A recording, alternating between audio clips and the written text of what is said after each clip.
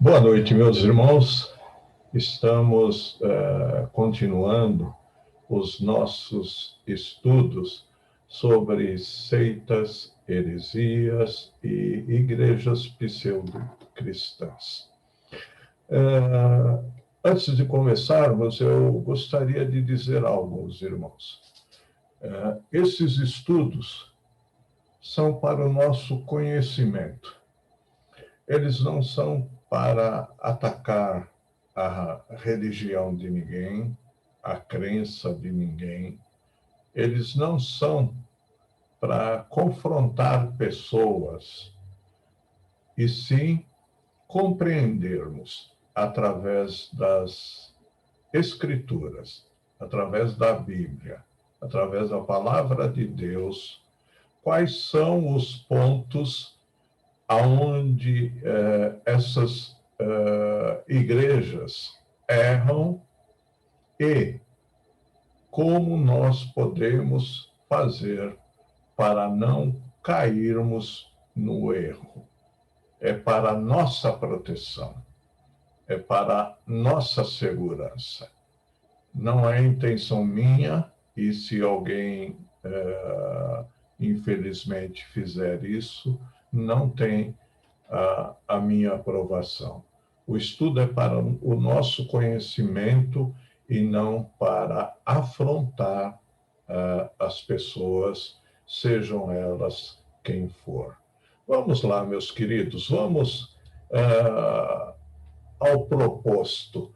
Nós havíamos proposto para hoje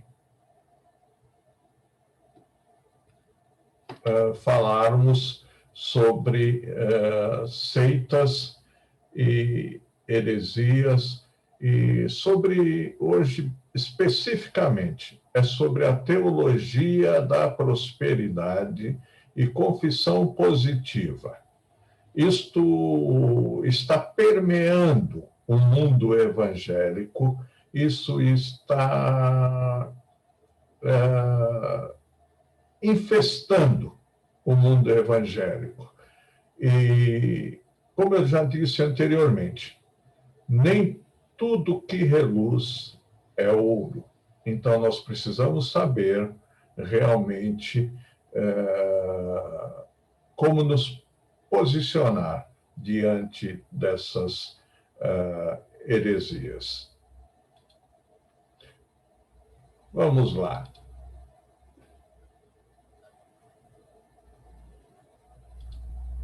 Eu vou ficar aqui do ladinho, como sempre. E, bom, a palavra de Deus diz o seguinte, em Gálatas capítulo 1, versículo 8, diz o seguinte: mas, ainda que nós mesmos, ou um anjo do céu, vos anuncie outro evangelho além do que já vos tenho anunciado, seja anátema, ou seja amaldiçoado. Como eu disse para os irmãos, e vou repetir, geralmente as seitas, as igrejas pseudo-cristãs, elas adicionam algo na palavra de Deus, subtraem algo da palavra de Deus, fazem multiplicação, onde a salvação é por meio das obras. Elas fazem divisão, divide fidelidade entre Deus e a organização, entre a instituição. E algo muito importante é o exclusivismo. Geralmente, as seitas, elas pregam e acreditam que fora daquela igreja não há salvação. Vamos olhar o que o Evangelho de Mateus, capítulo 4, versículo de 1 a 11, o que diz. Então Jesus foi levado pelo Espírito ao deserto. Então isso quer dizer que Jesus foi levado pelo Espírito Santo ao deserto. Com qual finalidade? Para ser tentado pelo diabo. Depois de jejuar 40 dias e 40 noites, teve fome. Jesus teve fome. O tentador, isto é, o diabo, aproximou-se dele e disse: se você é o Filho de Deus, diga a estas pedras que se transformem em pães. Jesus respondeu para o diabo: está escrito, nem só de pão viverá o homem, mas de toda palavra que procede da boca de Deus. Então o diabo levou-o a uma cidade santa, colocou-o na parte mais alta do templo e lhe disse: se você é o Filho de Deus, jogue-se daqui para baixo, pois está escrito: ele dará ordens aos seus anjos a seu respeito, e com as mãos eles o segurarão, para que você não tropece em alguma pedra. Jesus lhe respondeu: também está escrito, não ponha à prova o Senhor Deus. Não tentarás o Senhor teu Deus. É interessante justamente aqui. Depois o diabo o levou a um monte muito alto e mostrou-lhe todos os reinos do mundo e o seu esplendor. E lhe disse: tudo isto lhe darei se você se prostrar e me adorar. Jesus lhe disse: retire-se, Satanás, pois está escrito: adore o Senhor, o seu Deus, e só a ele preste culto. Então o diabo o deixou, e os anjos vieram e o serviram, isto é, serviram a Jesus. Eu gostaria de destacar, irmãos, este versículo que diz: depois o diabo levou a um monte muito alto e mostrou-lhe todos os reinos do mundo e o seu esplendor. O diabo mostrou para Jesus os reinos do mundo e o seu esplendor, a glória desses reinos. Será que isso não está acontecendo hoje? Será que as pessoas não estão trocando a glória de Deus pela glória do mundo? Será que as pessoas não estão trocando o reino dos céus pelo reino da terra?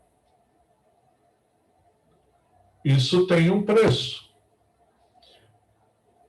Jesus disse a Satanás: retire-se, Satanás, pois está escrito: adore o Senhor, o seu Deus, e só a ele preste culto. Estudo histórico sobre a teologia da prosperidade e confissão positiva. Ela vem de uma ideologia americana ao neopentecostalismo brasileiro. A teologia da prosperidade e confissão positiva que vemos hoje em nossos dias é uma teologia bíblica? É essa pergunta que nós temos que fazer. Se existe base bíblica, se existe apoio bíblico, se existe correlação na Bíblia para apoiar tal teologia da prosperidade, tal confissão positiva. Eu quero destacar o seguinte: não é o pecado, tá? Não é pecado a pessoa ser próspera ou a pessoa prosperar, a pessoa trabalhar e ser próspera. Porém, a vida e a fé não deve estar alicerçada na prosperidade, porque isso é perigoso. Porque se você alicerçar a sua fé naquilo que você tem, naquilo que você consegue, naquilo que você prospera, se a sua fé tem como alicerce isso, o que acontecerá quando o dia em que isso faltar? Se você tem isso como alicerce, o dia que faltar, vai te faltar o alicerce. Vai te faltar a fé alicerçada em Jesus Cristo. É por isso, meus amados, que nós encontramos muitos desigrejados, muitas pessoas que não querem mais saber de igreja. Por quê? Porque acreditaram numa tal teologia da prosperidade e numa tal confissão positiva que quando o alicerce dessas pessoas não estavam alicerçadas em Jesus Cristo, seja qual for a situação, faltou o chão, faltou o alicerce firme e sólido.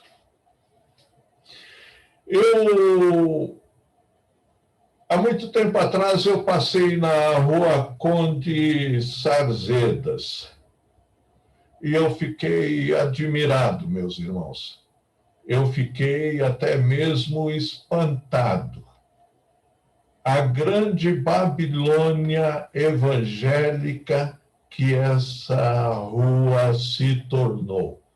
Na verdade, ela se tornou numa grande Babilônia idólatra evangélica. Lá você encontra de tudo, infelizmente.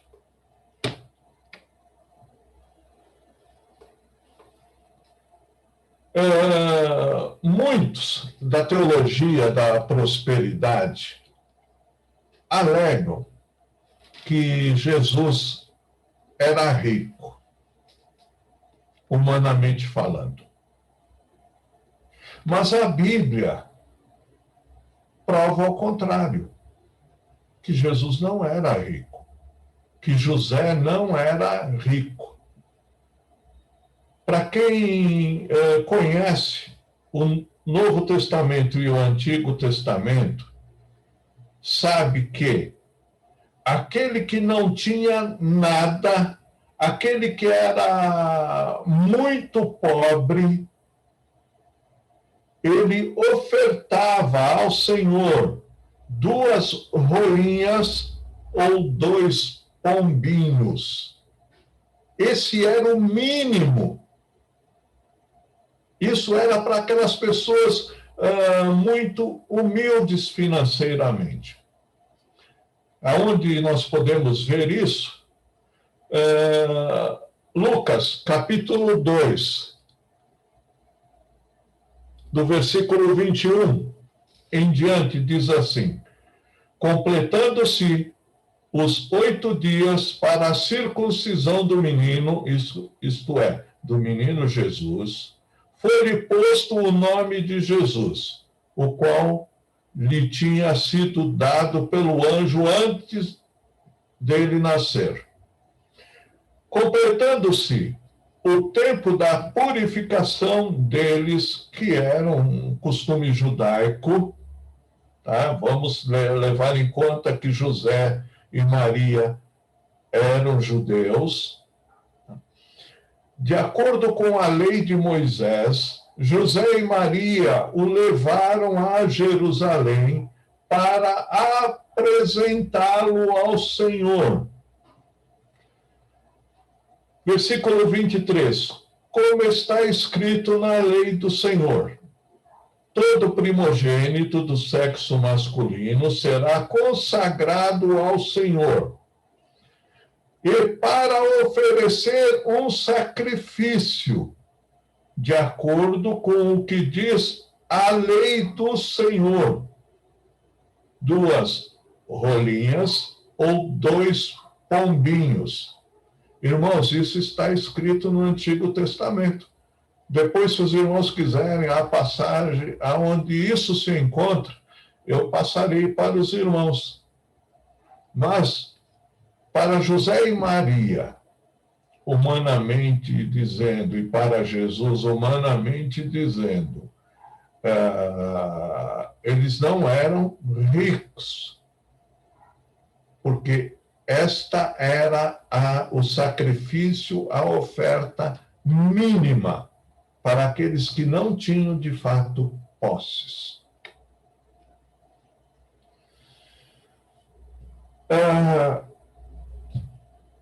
Eu me esqueci que eu tinha colocado isso aqui.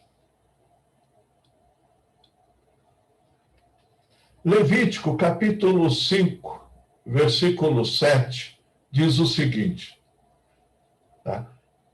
Se a pessoa não tiver recursos para oferecer uma ovelha, trará pela culpa do seu pecado 2 rolinhas ou 2 pombinhos ao Senhor, um como oferta pelo pecado e o outro como holocausto. Perdão, coloquei um tracinho ali, mas não tem esse tracinho.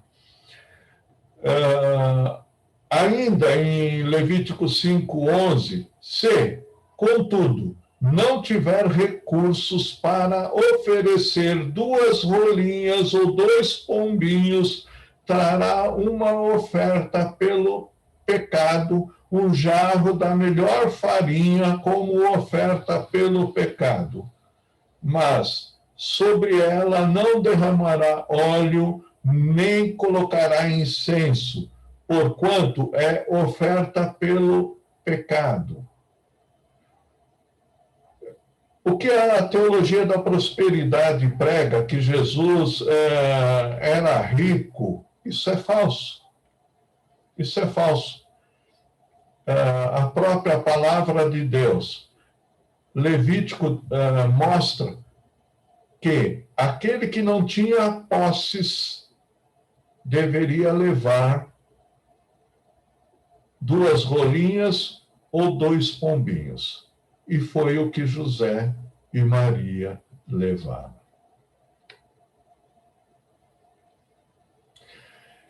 Falando em teologia da prosperidade, uma das coisas que eu gostaria de ver, sinceramente, é esses teólogos da prosperidade pregarem em cima deste texto que nós vamos estudar. Eu vou dividir este estudo em várias partes, porque senão ele ficaria muito longo. Mas eu gostaria que os irmãos abrissem a palavra de Deus. Sabe por quê, irmãos? Nenhum, seja apóstolo, seja bispo, seja missionário, seja pastor da teologia da prosperidade, confissão positiva, não prega nesse texto. Eles não têm coragem de pregar nesse texto. Eu vou mostrar para os irmãos, para o nosso conhecimento, o porquê deles não pregarem nesse texto. Segunda carta, escrita pelo apóstolo Pedro, capítulo 2, do versículo 1 ao versículo 5. Irmãos, notem que eu coloquei em negrito e grifei algumas palavras, tá bom? Assim como no meio do povo surgiram falsos profetas, assim também haverá entre vós ou entre vocês falsos mestres, os quais introduzirão dissimuladamente heresias destruidoras, até ao ponto de renegarem o soberano Senhor que os resgatou, trazendo sobre si mesmos repentina destruição. E muitos seguirão as suas práticas, doutrinas libertinas, e por causa deles será infamado o caminho da verdade. Também, movidos por avareza, farão comércio de vós. Movidos por avareza, farão comércio de vocês, com palavras fictícias. Para eles, o juízo lavrado a longo tempo não tarda, e a sua destruição não dorme. Ora, se Deus não poupou os anjos quando pecaram, antes, precipitando-os no inferno, os entregou a abismos de trevas, reservando-os para o juízo. E não poupou o mundo antigo, mas preservou a Noé, pregador da justiça, e mais 7 pessoas, quando fez vir o dilúvio sobre o mundo de ímpios.